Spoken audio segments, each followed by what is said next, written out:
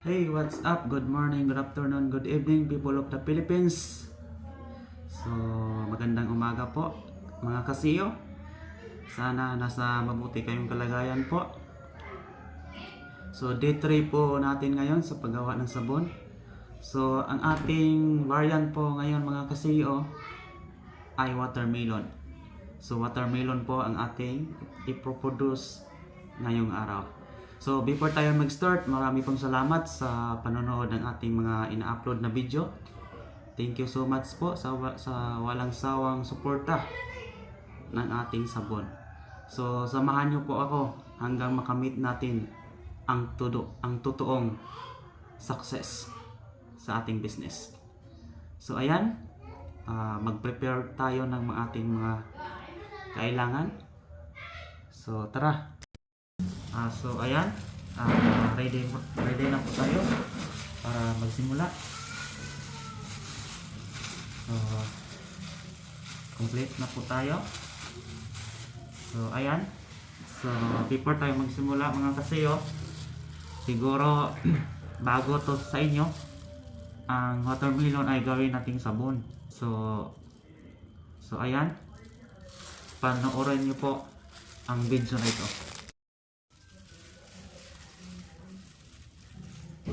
So ayan po ang ating watermelon mga kasiyo. Ito po ang ating watermelon.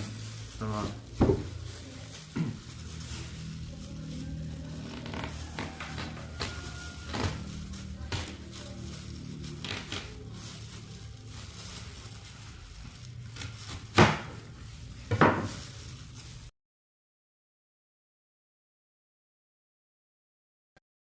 ayan, ilagay natin dito.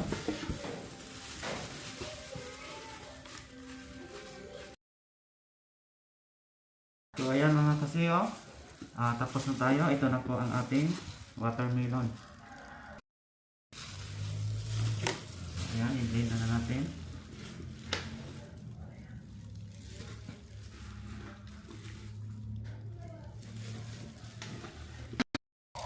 Blend na natin guys. Ang mga kasiyo, blend na natin.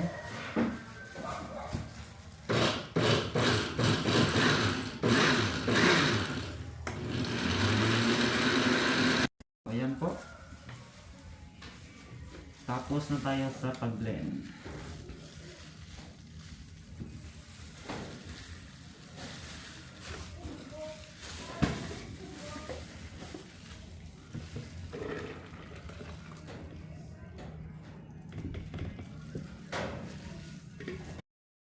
Next step po tayo mga kasiyo. So sa ating watermelon, hindi na tayo gumamit ng grater kasi madali lang naman. So madali lang naman i-blender ang watermelon kasi hindi siya matigas. So ayan, kunin natin yung extract. Gamitan natin ng towel. So ayan po ang ating towel.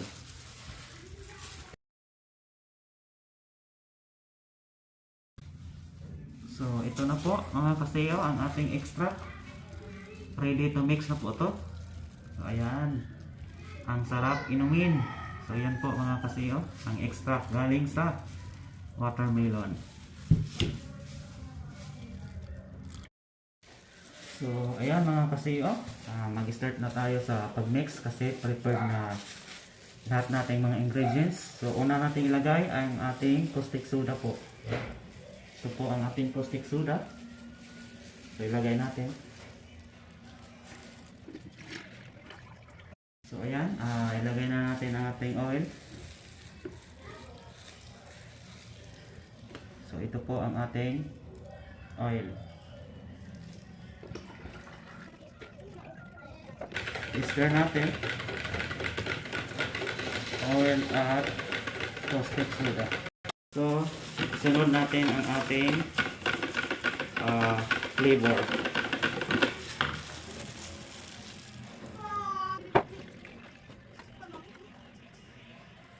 So ang ating flavor mga kasiyo ay 250 ml.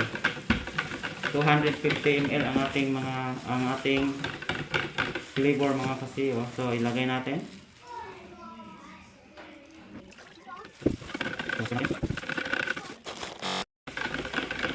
So, ayun, mga kasiyo, ah, caustic soda, meron ng oil, at flavor, yung watermelon natin.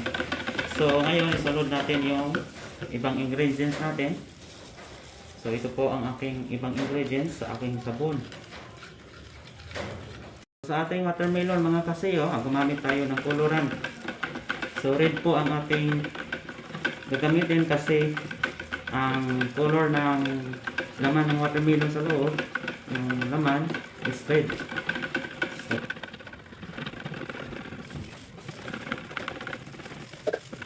tapos ang last natin ilagay, mga kasiyo, yung fragrance natin. So ito po ang last natin ilagay sa ating sabon, yung fragrance natin. So ilagay na natin. Ilagay na natin sa ating holder.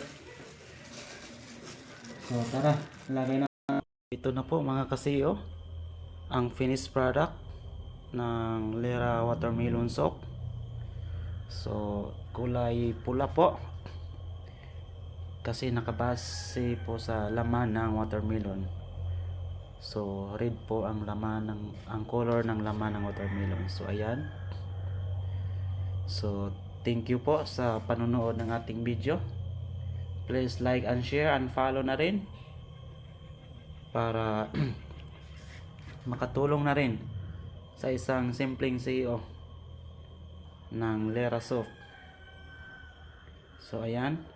So thank you so much for watching and God bless at ingat kayong lahat.